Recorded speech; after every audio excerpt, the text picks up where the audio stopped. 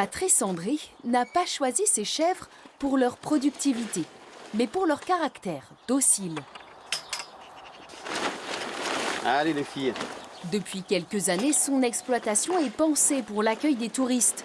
Un remède à la solitude pour l'agriculteur, mais aussi une sécurité.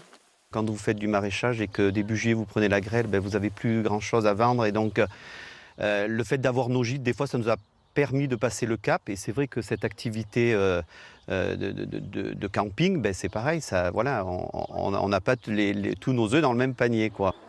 Pendant l'été, chez lui, ce sont donc les touristes qui s'occupent de nourrir les animaux. Bonjour, ça va? Très bien, et vous? Très bien. Allez. Cette vie à la ferme, c'est la grande découverte des vacances, surtout pour les enfants. On peut les laisser aussi vadrouiller dans le camping, on est plutôt serein là-dessus. On sait qu'il n'y a pas de risque, hein, on va les retrouver facilement et souvent ils sont au niveau des enclos. Donc pour nous, c'est des vraies vacances. L'avantage du camping à la ferme, c'est aussi qu'à l'heure de préparer les repas, on peut se servir à la source. Alors Sophie, quelle salade? Eh ben, écoutez, celle-ci. Eh ben non, ce sera celle-ci. Eh ben voilà. Elle est trop petite.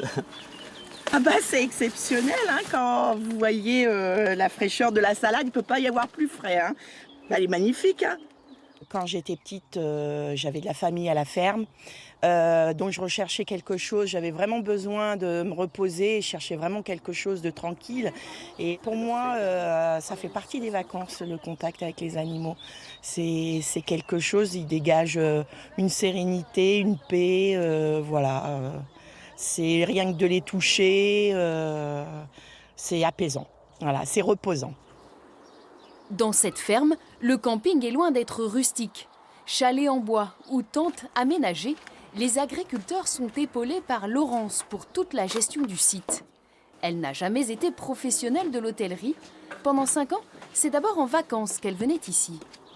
On est arrivé avec mon mari, on a vu le point de vue et voilà, on est tombé amoureux de la région. Et on est de la Drôme. Et en sympathisant avec justement Patrice, on lui a dit écoute, si tu veux, on t'aide à monter le projet et surtout en fait à s'occuper des réservations parce que il a beaucoup de travail sur l'exploitation. Donc on s'est mis d'accord et on commence cette année, on a ouvert au 1er juillet. Entre 600 et 1200 € la semaine, les chalets affichent déjà complets pour la haute saison. Avec sa famille, le petit Louis arrive du Pas-de-Calais. Il découvre ce matin le lien entre la poule et l'œuf.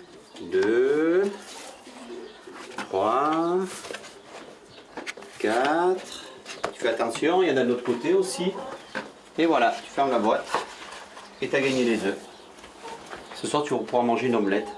D'accord? Alors vite, la bonne nouvelle doit se partager. Qu'est-ce que tu as ramassé? Fais voir. Wow, des œufs mon chéri, super. Tu me les donnes? Je trouve ça hyper touchant et hyper mignon. Et puis ça les reconnecte un petit peu à la nature et voilà, c'est super. Des bonheurs simples qui sont aussi pour l'agriculteur une reconnaissance de son travail.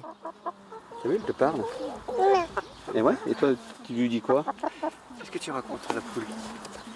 Le meilleur moyen surtout pour que les jeunes générations apprécient elles aussi les produits de sa ferme.